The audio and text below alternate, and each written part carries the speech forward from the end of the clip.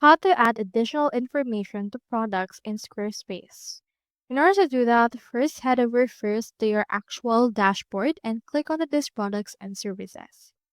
You should be able to see in here all the products that you have created so far. I have in here this layer vector, so let me head over and click on this. And in order to add additional information, you just need to open the product editor, and in here you can see the additional info tab. Head over and click on this. You should be able to open here.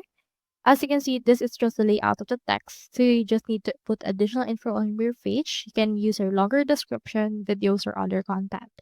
You can also click on this plus option in order to show in here some additional infos. So for example, if you're a clothing brand, you can input right here an image for the sizing for your actual brand.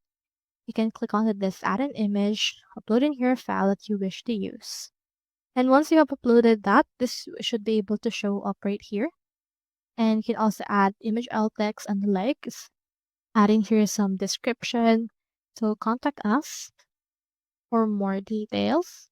Let me just input that as a placeholder and click onto this apply. And after that, this will be applied right here.